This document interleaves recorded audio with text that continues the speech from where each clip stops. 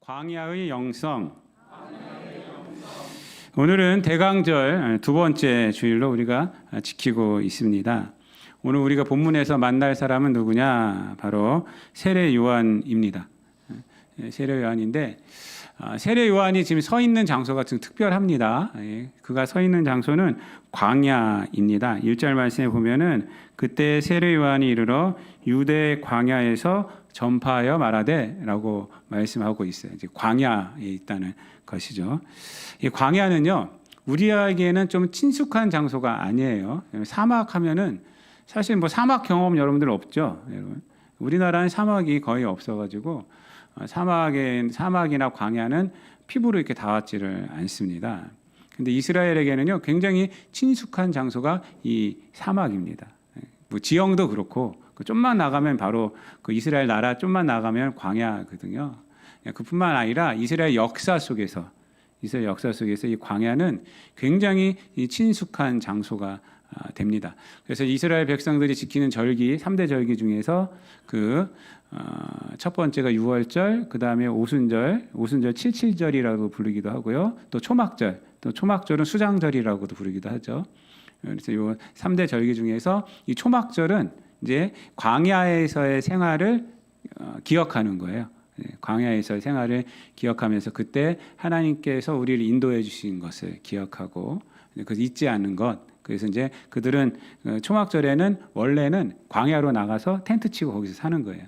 그래서 이제 며칠간, 일주일간 살다 오는 건데 오늘날에는 그냥 그 초막절을 이제 집에서 광야까지 나가기 힘드니까 집에서 이렇게 그 베란다에서 텐트 치고 이렇게 기념하기도 하고 그렇게 해서 이제 절기를 지키기도 합니다.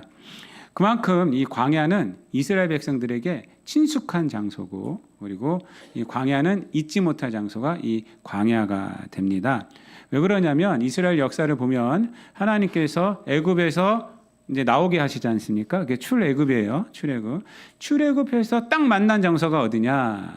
홍해를 건너고 만난 장소가 어디냐? 광야입니다. 광야를 통과해서 그 가나안 땅에 이제 들어가게 되어 있습니다.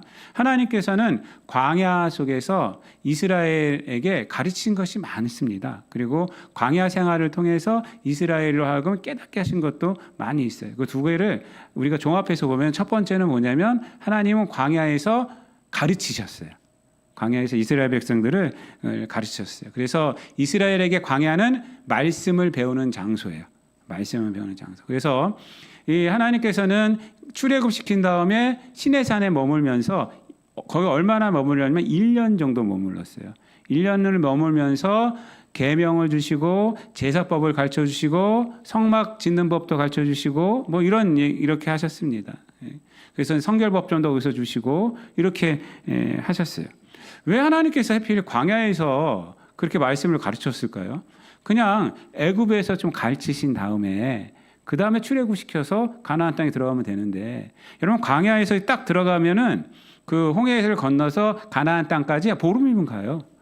신학학자들이 말하는 그렇게 보름이면 간다 그래요. 근데 이 시내산 안에서 1년을 머문 거예요. 딱 멈추고 나서 가나안 땅까지 금방 갔어요. 그 보면은 금방 갔습니다. 그 민수기를 보면은 금방 간 것을 우리가 알 수가 있어요. 그만큼 금방 가요. 그러니까 그냥 출애굽에서 하지 말고 애굽 땅에 있으면서 그것 좀 가르치신 다음에 좀 성숙하게 된 다음에 데리고 나오면 좋을 텐데 또는 가나안 땅에 들어가셔서 금방 가니까 가나안 땅을 정복하고 나서 그 이스라엘 백성들을 가르치면 되는데 왜 광야에서 가르쳤을까요? 그것은 왜 그러냐면 광야의 특수성 때문에 그래요. 광야는 아무것도 없어요. 광야는 정말 아무것도 없습니다. 광야 사진 보면요, 먹을 것도 없고 살 수도 없고 그런 곳이 광야입니다. 거기서는 오직 하나님만 바라봐야 되는 거예요. 하나님만. 그래서 만약 애굽이나 가나안 땅에서 가르쳤다면 이스라엘 백성들은 하나님을 온전히 바라보지 않았을 거예요. 여러분 그 증거가 뭐냐면 이 광야 생활을 이제 할 때 보면은 이스라엘 백성들이 광야 생활 힘드니까 어떤 원망을 하게 되냐면 애국 가마 옆에서 고기 먹던 때를 얘기를 해요. 애국 사람들한테 그렇게 당했는데 그 생각은 얘기를 안 하고 그것 때문에 하나님께 부르짖었거든요. 하나님께 부르짖으면서 우리를 이 고통 가운데서 벗어나게 해주세요 하니까 하나님이 그 기도를 들으시고 그리고 아브라함과 이삭과 했던 언약을 기억하시고 모세를 세우셔서 지도자를 세우셔서 데리고 나온 거거든요. 그런데 광야 생활을 하면서 뭘 기억하냐면 그거는 기억 안 하고 하나님께서 자기들 이끌어낸 힘든 생활 가운데서 핍박받는 데서 이끌어내는 기억 안 하고 고기를 먹었던 것, 그 사람들이 배급시켜주던 고기 먹었던 것만 얘기를 해요. 그러니까 이러니 만약에 애굽에서 가르쳤으면 이 사람들이 하나님만 바라봤을까요? 배움이 됐을까요? 가나안 땅도 마찬가지입니다. 가나안 땅이 젖과 꿀이 흐르는 땅이고 거기는 문화가 엄청나게 발달한 이방 문화가 엄청나게 발달한 땅이에요. 그러니까 거기서 가르쳤으면 거룩한 것에 눈을 돌렸을까요? 안 돌렸어요. 그래서 광야 아무것도 없는 하나님만 바라볼 수 있는 대안학교들 보면은 제가 이제 밴쿠버에 있을 때 그 꿈의 학교가 이제 우리 밴쿠버로 와갖고 기독교 세계관 일주일 동안 배우고 그리고 나서 이제 영어 공부하러 이제 밴쿠버 아일랜드로 들어간 적이 있어요. 제가 그때 이제 교사로 섬기면서 그 애들 가르치고 그랬거든요. 물어보니까 1학년 때는 어디 가냐면 벨국제학교다. 꿈의 학교가 아니라 벨국제학교에서 왔는데 1학년 때는 어디 가냐면 연변에 간대요. 연변에 가갖고 거기서 공부시킨대 6개월 동안. 공부 딱 시킨 다음에 검정고시 패스 딱 시켜버린대요. 그리고 나서 이제 2, 3학년, 1, 2, 3학년을 갖다가 이제 그 정규 과정이 아니라 이제 모든 자기 이제 그 크리스찬 과정으로 교육을 시키는 거예요.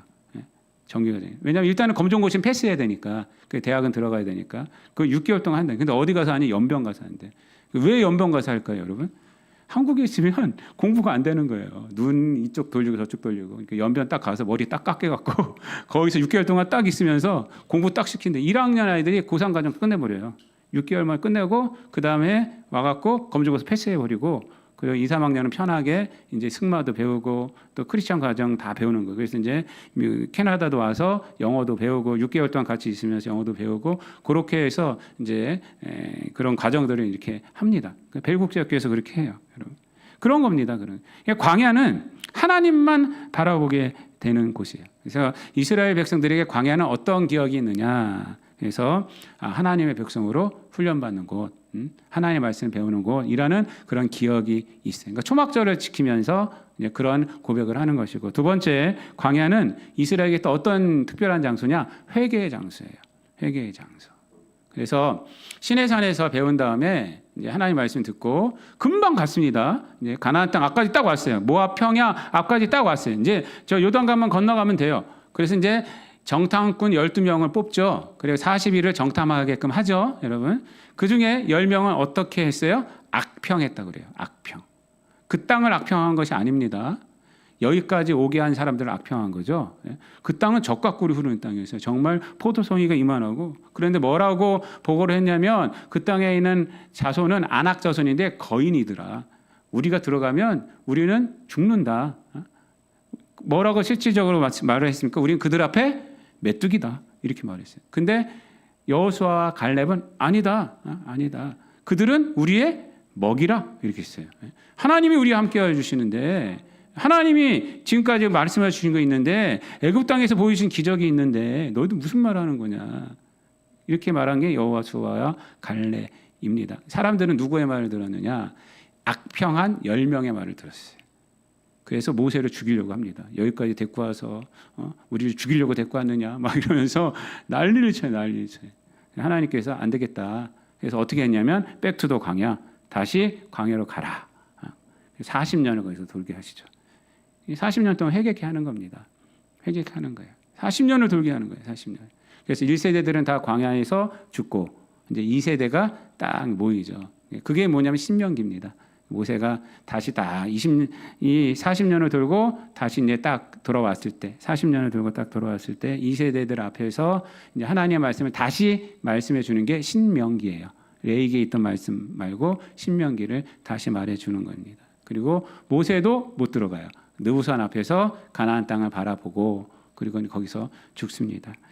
거기는 이 광야는 그래서 이스라엘 백성들에게 회개의 장소예요. 회개의 장소.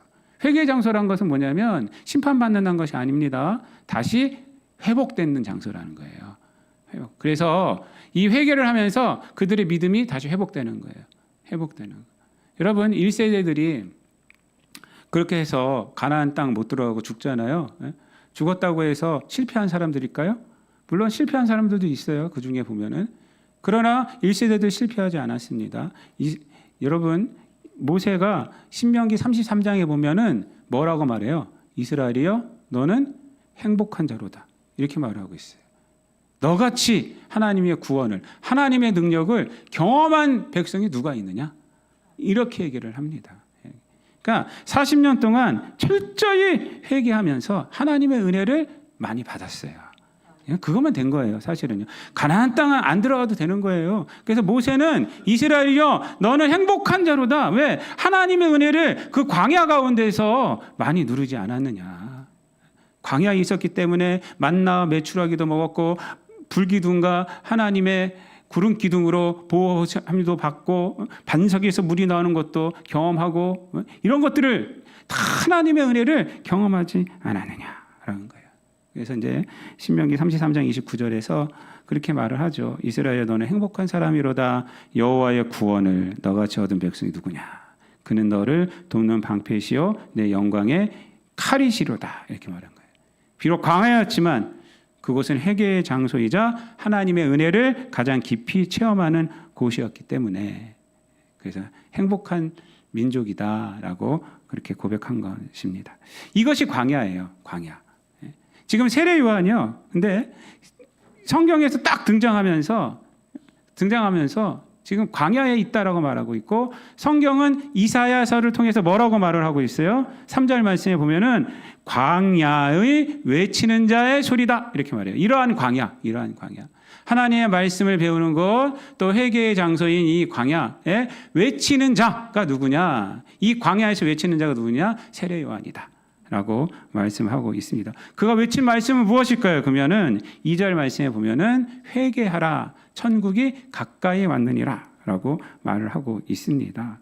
이 뭐냐면 이 세례 요한이 광야에서 회개의 말씀을 전했다는 것입니다. 이 광야의 큰 두 번째 의미, 회개의 의미를 전했다는 것입니다. 회개하라라고 전했다는 거예요. 여러분 놀라운 것은 무엇이냐? 이 광야에서의 세례 요한의 외침이 단순한 울림으로 끝나지 않고 많은 사람들이 듣게 됐다는 거예요. 많은 사람들이 오게 된다는 거예요. 여러분 이거 놀랍지 않습니까? 광야는 아무도 없습니다. 아무도 듣는 사람도 없습니다. 사람도 없습니다. 하지만 이 광야에서 하나님의 말씀을 외쳤어요. 회개하라 라고 외쳤습니다. 그런데 사람들이 오기 시작했어요. 여러분 이것이 무엇을 의미할까요? 그것은 뭐냐면 광야일지라도 진리의 메시지는 반드시 사람들을 변화시킨다는 거예요. 아무리 듣는 사람이 없어도 아무리 보는 사람이 없어도 진리의 메시지를 전하면 진리의 메시지의 삶을 살면 그것은 사람들에게 영향을 미친다는 것입니다. 그러므로 성도는 사람들의 인기와 세상의 원함에 편승하여 살아가는 것이 아니라 진리의 메시지를 선포하며 살아가야 한다는 것을 오늘 본문은 우리에게 말씀을 해주고 있습니다. 오늘날 많은 사람들이요 대중의 인기를 얻으려고 합니다. 인기를 얻으면 영향력이 생기고 돈과 명예와 권력이 생기기 때문에 그렇습니다. 그래서 자기 삶의 내용보다는 진실보다는 대중의 선택과 기호를 따라갑니다. 이미지를 창출한다는 거예요. 이미지. 여러분 연예인들을 보세요. 많은 배역을 잘 연기하면 인기를 얻어요. 어떤 배역을 얻느냐에 따라서 여러분 인기를 얻습니다. 하지만 우리가 착각해야 할 것은 그건 연기일 뿐 그 사람의 됨됨이나 본질은 아니라는 거예요. 어저께 한 배우 때문에 지금 뭐 연예계가 난리가 났죠. 그분의 과거가 다 이렇게 들추어져서 이미지하고 달라서 지금 그리고 이제 자기는 연예 생활 그만하겠다라고 했어요. 여러분, 근데 한 배우가 있어요. 또 허성태 배우라고 있는데 그분은 완전 조연 중에 조연이었는데 요즘 인기가 좋아졌어요. 그래서 이제 이번에 첫 주연 역할을 했더라고요. 근데 이제 그분 얘기하려는 건 뭐냐면 그분이 그런 얘기를 했어요. 제가 인터뷰하는 걸 어저께 좀 읽어봤는데 무슨 얘기를 하냐면 연예인들 대단하게 생각하지 마십시오. 얘기를 하더라고요. 연예인들 대단하게 생각하지 말아 주세요. 이렇게. 여러분, 연예인들이 연기하는 것은 연기일 뿐이에요. 연기하는 것이 그 사람의 실체가 아니에요. 그 사람의 됨됨이는 몰라요, 우리들이. 이미지만 갖고 있는 거예요. 그 배역의 이미지일 뿐이에요. 이미지일 뿐. 그래서 그 얘기를 하더라고요. 그분이 솔직하게 얘기하는 거예요. 그게 솔직하다고 봐요. 연예인들 대단하게 생각하지 마세요. 오늘날 문제는 뭐냐면 정치하는 사람들이요, 정도를 걷기보다 인기를 얻으려고 한다는 거예요. 이것이 나온 인기를 얻으려고 하는 정치가 요즘 나왔어요. 그 단어가 뭐냐? 팬덤 정치예요. 팬덤 정치. 정도를 거두려고 하는 것이 아니라 이미지만 좋게 자기가 어떻게든지 사람 눈에 보암직도 하게 만들어서 사람들이 나 인기만 있게 하는. 오늘날 사람들이요 다 그렇게 돼요. 팬덤 정치가 돼버렸어요. 그냥 이미지 좋으면 뭐 다른 것도 다 좋은 줄 알아요. 여러분, 정치가 이렇게 되면 큰일 납니다. 나라가 망해지는 거예요. 그 사람이 지나온 걸어온 세월을 봐야 되는 거고, 그 정치인들은 항상 양심적으로 행동해야 돼요. 사람들의 인기를 얻으려고 하는 것이나, 여러분, 나라를 위해서 살아가야 되는 거고, 백성들을 위해서 살아가야 되는 거고, 그러한 정책을 해야죠. 그래서 맡긴 거 아닙니까?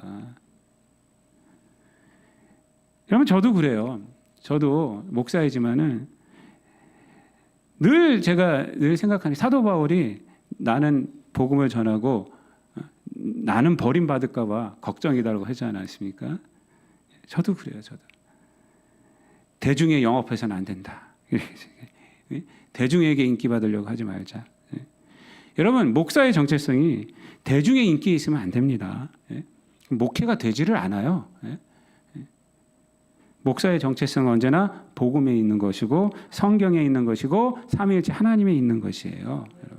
여러분들의 귀를 즐겁게 하려고 하는 메시지 얼마든지 전할 수 있어요. 얼마든지 할 수 있어요. 오늘날 여러분들 외와 좋은 거 얼마든지 있어요. AI를 통해서 얼마든지 끄집어낼 수 있고요. 다 끄집어낼 수 있어요. 그렇게 해서 근데 그게 목사입니까? 여러분, 저는 그렇게 안 하려고 그래요. 광야에서 홀로 외칠지라도 진리를 외쳐야 하는 거예요. 진리를. 사람들의 눈을 현혹시키면 안 되는 거예요. 특히 교회에서 사람들의 눈을 현혹시켜 버리면요, 그러면은 그 영혼이 망가지잖아요. 영혼이 망가지면요 큰일 나는 거 아니겠습니까? 저는 그게 항상 두려워요. 오늘날 신앙의 문제가 너무 외적인 것에 치우쳐 있습니다. 교회를 수십 년 다녀도 성경은 모르고 성경엔 관심도 없고 복음이 뭔지도 모르고 성도의 삶이란 무엇인지도 모르고 복음의 능력이 뭔지도 모르고 십자가와 부활이 뭔지도 몰라요. 그 책임이 저는 교육자들에게 있다고 봐요. 물론 성도님들도 마찬가지 있겠지만 그런 데 대한 관심을 안 두고 다른 데만 관심을 두니까. 하지만 교육자들이 바로 서야죠. 목사님들이 바로 서야죠.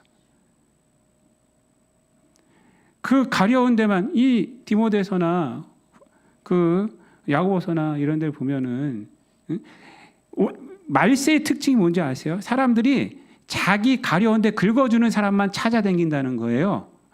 말세의 특징이, 그래서 스승을 많이 둔다는 거예요. 스승을 많이 둔다는 거예요. 여기 갔다가 저기 갔다가 저기 갔다가 자기 가려운 데만 긁어주는 데 막 다닌다는 거예요. 이게 말세의 특징이라는 거예요. 여기에 편승하면 안 돼요, 교회가. 오늘날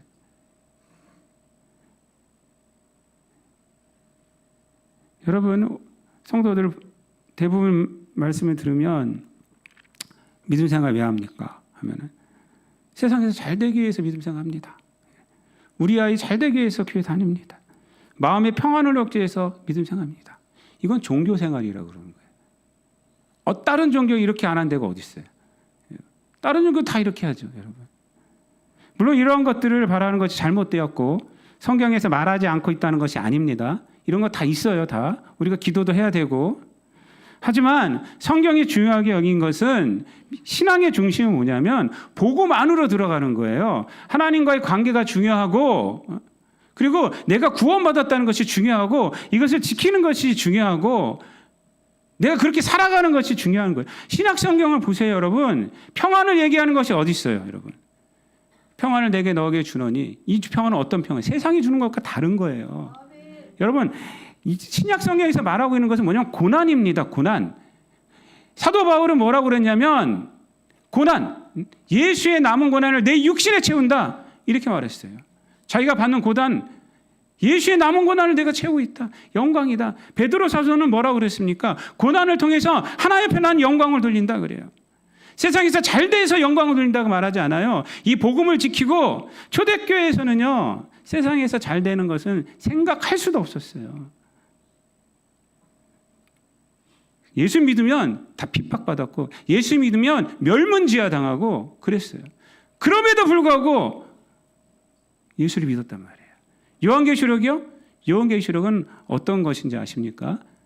네가 예수 믿다가 죽어도 죽어라 이 말이에요. 죽어라 이 말이 요한계시록 그 말입니다, 여러분. 신천지인들 정말 잘못 못 믿고 있는 거예요. 그거를 말씀도 모르고 무슨 판타지 소설처럼 여겨갖고 뭐 이렇게 해당하는데 예수 믿다가 목배임을 당하면 목배임 당해라 이거예요. 그것이 요한계시 나오는 말씀이에요. 그리고 생명책에 기록된 자가 다시 살아난다. 걱정하지 말아라. 라는 것이 바로 요한계시록입니다. 여러분, 신약 성경의 메시지는 다 이런 것입니다. 세상의 시각은 없어요. 예수님이요, 먼저 그의 나라와 그 일을 구하라. 그리하면 이 모든 것을 너에게 더하여 주신다 그랬어요. 구하라. 적극적으로 살아라는 거예요. 뭐에 대해서? 그의 나라와 그 일. 주시리라. 받는 거 아닙니까? 이거 소극적인 거예요. 소극적. 이 세상 모든 것들은 소극적으로 살아라. 근데 하나님 다 주신다는 거예요. 세상의 것에는요, 소극적이가 돼야 되고 우리는 하나님의 것에 적극적이 돼야 된다는 거예요. 여러분, 대강절을 맞이하여 예수님이 기다리는 것은 뭐냐? 우리가 세상 속에서 세례 요한처럼 사는 거예요. 광야에 외치는 자의 소리로 살아가는 거예요. 광야에서 진실을 말하는 자, 얼마나 외로웠겠습니까? 아무도 듣는 자가 없어요. 그런데 그 말씀이 사람들의 가슴을 후벼팠어요. 사람들이 세상 가운데서 광야로 오기 시작한 거예요. 세례 요한에게도 오기 시작한 거예요. 우리가 세상 가운데서 믿음을 지키고 하나님을 사랑하고 그렇게 살아가면 우리의 삶이 사람들을 일으켜 세우게 되는 겁니다. 예? 아무도 보는 사람이 없고 아무도 인정해 주지 않고 듣는 사람이 없어도 우리는 진리를 따라 살아야 합니다. 세례 요한은 광야에서 어떻게 살았다고 그래요? 오늘 본문 말씀에 보면은 이렇게 말합니다. 4절 보면은 낙타털 옷 입고 허리에 가죽들을 띠고 음식은 메뚜기와 석청이었더라. 광야에서 이렇게 살았어요. 세상과는 전혀 반대로. 어떤 분들은 이렇게 보더니 진짜 좋은 거만 먹었네. 막 이러는데 이게 좋은 거라고 말하는 것이 아니죠. 이때는 여러분. 못 먹었다는 소리예요. 못 먹었다는 소리. 여러분, 그 자리를 떠나지 않았어요. 세상으로 나가지 않았다는 겁니다. 광야에서 진리를 외쳤어요. 좋은 것 구하러 나가지 않았어요. 메뚜기 먹고 살면서 진리를 외쳤어요. 외로움을 참고 견디며 진리를 외쳤어요. 그랬더니 그 말씀이 사람들을 후벼판 겁니다. 여러분들도 그렇게 살아가시면 하나님의 은혜와 능력이 세상 가운데 드러날 것입니다. 오늘 본문 말씀에 또 특별한 것이 있어요. 세례 요한이 천국을 얘기하고 있어요. 회개하라. 회개해야 되는 이유가 뭐냐면 천국이 가까이 왔다 이런 거예요. 가까이 왔다는 건 오고 있다는 거예요. 오고 있다. 여러분, 이 메시지는 정말 특별합니다. 왜 특별하냐? 그가 광야에서 천국을 보고 있다는 거예요. 천국이 오고 있음을 깨닫고 있다는 거예요. 이게 광야이기 때문에 가능한 거예요. 세상에서 있으면요, 그런 거 안 보입니다. 세상의 것만 눈에 희둥그레져 가지고 우리의 눈이 세상의 것에 너무 많이 가려져 있어요. 눈이 타락해 있어요. 눈이 타락해 있으니까, 눈이 가려져 있으니까 바라는 것이 온통 세상의 것이에요. 바라는 것이 세상의 것이니까 삶의 방향도 심지어 기도의 제목조차도 다 세상의 것이에요. 여러분, 이거 하나님께서 들어주실까요? 안 들어주시죠, 여러분. 우리의 신앙이 심각하게 왜곡되어 있는데 신앙생활 한다고 하면서도 천국이 우리의 곁에 오는 것을 못 보고 있어요. 근데 지금 세례 요한은 광야에 있어요. 광야에서 천국이 오고 있다는 거예요. 천국이 오고 있다. 천국이. 여러분, 오늘날에는 이것마저도 왜곡이 돼갖고 이상해서 잘 먹고 잘 사는 것이 천국이지 이렇게 착각을 해요. 이런 왜곡된 시각을 가진 사람들이 누구였느냐? 당시 종교 지도자들이었어요. 세례 요한은 그래서 7절부터 10절까지 해서 아주 강하게 그들이 질책을 하지 않습니까? 요한이 많은 바리새인들과 사두개인들이 세례 베푼다 오는 것을 보고 이르되 독사의 자식들아, 누가 너희를 가르쳐 임박한 진도를 피하라 하더냐? 합당한 열매를 맺고 속으로 아브라함이 우리 조상이라 생각하지 말라. 내가 너에게 이르노니 하나님이 등이 돌들로도 아브라함의 자손이 되게 하시리라. 이미 도끼가 나무의 뿌리에 놓였으니 좋은 열매를 맺지 아니하는 나무마다 찍혀 불에 던져지리라. 이렇게 얘기를 합니다. 사두개인들, 바리새인들 누굽니까? 당시에 최고의 권력자들이에요. 제사장 그룹이에요. 말씀을 가르치는 자들이에요. 그들에게 이 얘기를 하는 겁니다. 진짜 회개에 합당한 열매를 맺어야지 니들. 지금 그냥 이런 두리뭉실하게 그냥 살면 안 돼. 사람들 그렇게 가르치면 안 돼. 라고 말하는 것입니다. 여러분, 우리들이 천국이 오는 것을 봐야 돼요. 눈을 들어. 천국이 오고 있다. 천국이 오고 있다. 오늘날은 또 어떤 것이 있어야 돼요? 우리는 세례문화가 틀린 시대에 살고 있어요.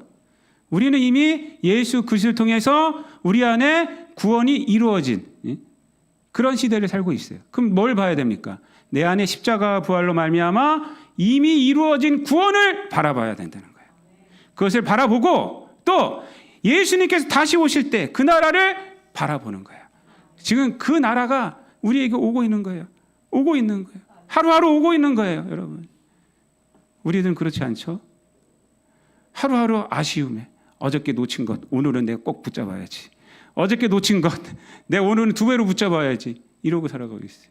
여러분, 눈을 바꿔야 됩니다. 방향을 바꿔야 됩니다. 세상 가운데서 방향을 바꿔야 됩니다. 무엇으로 바꿔야 돼요? 천국이 오고 있다. 천국이 오고 있다. 여러분, 세례 요한은 그래서 이 고백을 합니다. 그것을 보니까 누굴 기다리게 되느냐? 예수님을 기다리게 되는 거예요. 그래서 예수님을 소개를 합니다. 그것이 11절, 12절이에요. 다 같이 읽습니다. 시작. 나는 너희로 회개하게 하기 위하여 물로 세례를 베풀거니와 내 뒤에 오시는 이는 나보다 능력이 많으시니 나는 그의 신을 들기도 감당하지 못하겠노라. 그는 성령과 불로 너희에게 세례를 베푸실 것이요 손에 키를 들고 자기의 타작마당을 정하게 하사 알곡은 모아 굳건해 드리고 쭉정이는 꺼지지 않은 불에 태우시리라. 아멘. 여러분, 세례 요한의 가장 큰 위대함은 뭐냐면 앞에 산 것도 위대함이에요. 광야에서 살았고 사람들에게 진리의 메시지를 전하고 그것도 위대함입니다. 하지만 가장 큰 위대함은 뭐냐면 그는 자기 자신의 한계를 명확히 깨닫고 있다는 거예요. 자기 자신이 세상에 답은 될 수 없다. 내가 그런 것을 말하는 자이긴 하지만 내가 진리를 말하는 자이긴 하지만 내가 천국이 오는 것을 보고 있는 자이긴 하지만 나는 금욕적인 삶을 사는 것이 내가 말하는 이 존재가 다른 사람들에게 구원이 될 수는 없다라는 것을 알고 있었다는 것이 가장 위대한 거예요. 그는 그래서 예수님을 준비하는 자가 된 거예요. 여러분, 인간에게 가장 위대한 것은 뭐냐면 예수님을 준비하는 거예요. 그 예수님을 만나는 거예요. 예수님을 기다리는 거예요, 여러분. 이게 가장 위대한 거예요. 거기다가 대고 나를 본받아야 돼. 내가 구원자야. 이러면 큰일 나는 거예요, 여러분. 여러분, 세상의 철학도 인문학도 신비한 체험을 쫓는 은사주의도 답이 아닙니다, 여러분. 바른 말을 한다고 바른 생각을 갖고 있다고 그래서 바른 행동을 내가 한다고 해서 인간이 구원주가 될 수가 없어요. 인간이 스스로 깨달을 수는 있어도 구원주는 될 수가 없어요. 스스로 깨달아서 무엇을 찾아야 되느냐? 예수님을 찾아야 되는 거예요. 하나님을 찾아야 되는 거예요. 오직 예수 그리스도만이 구원주이십니다. 그래서 세례 요한은 뭐라고 그래? 나는 물로 세례를 베푼다. 회개하게. 하지만 내 뒤에 오시는 이는 성령이다 라고 말씀하고 있어요. 바로 그분이 심판주고 그분이 바로 구원주이시다 라고 말씀하고 있는 거예요. 요한은 이 사실을 알았기에 주님의 길을 예비하는 역할을 감당하는 그러한 자가 된 것입니다. 사랑하는 성도 여러분, 말씀을 마치겠습니다. 우리는 이미 예수 그리스도를 통해 천국에 들어갈 자격을 갖고 있습니다. 그리고 그 천국이 지금 다가오고 있습니다. 여러분들 하루하루 그것을 보시기를 바랍니다. 대광절 두 번째 주일을 맞이해서 우리는 비록 세상 한복판에 살고 있지만 무엇을 가져야 되느냐? 세례요한의 이 광야의 영성을 가져야 합니다. 이 세상 가운데 살아가지만 우리가 세례요한처럼 우리가 복음을 전하고 진리 위에서 살아가야 돼요. 때로는 그것이 고독할 수 있습니다. 그것이 힘들 수 있습니다. 하지만 그것은 고독과 그 힘듦은 반드시 결실을 맺게 됩니다. 세례요한이 광야에서 외쳤지만 많은 사람들이 오지 않습니까? 많은 사람들의 가슴을 후벼파지 않습니까? 우리가 진리의 삶을 살아갈 때, 광야의 영성을 갖고 살아갈 때 하나님은 반드시 우리를 사용하셔서 사람들을 변화시키게 되는 것입니다. 그리고 내 생각과 내 경험이 답이 아니라 누가 답입니까? 예수 그리스도가 답임을 늘 깨닫고 우리는 이 세상 살아가면서 다시 오실 예수 그리스도를 기다리며 살아가야 합니다. 그리고 우리의 눈은 어디에 초점을 맞추고 있어야 되는가? 천국입니다. 천국. 우리에게 주신 구원이 능력이 되어서 천국이 오고 있다. 저는 어저께 설교 준비하면서 이 천국이 가까워하느니라 이 말씀이 얼마나 은혜더라고요. 세례요한이 광야에서 천국이 오는 것을 봤구나. 그러니까 회개하라고 했구나. 여러분들 천국이 다가오고 있습니다. 구원의 능력 가운데서 늘 승리하며 살아가는 저와 여러분 되시기를 우리 주님 예수 그리스도 이름으로 축원드립니다. 기도하겠습니다. 하나님 감사합니다. 우리도 이 땅 가운데에서 세례 요한처럼 광야의 영성을 갖게 하여 주옵소서. 세속에 물들지 않고 진리를 외치고 복음을 외치고 예수를 외치며 살아가는 우리를 되게 하여 주시고 이 세상 가운데서 놓친 것 아쉬워하지 않고 천국이 가까이 오고 있음을 우리가 바라보며 늘 예수 그리스도를 붙잡고 늘 승리하며 살아가는 우리 모든 성도들 되게 하여 주옵소서. 감사드리며 예수님의 이름으로 기도드리옵나이다. 아멘.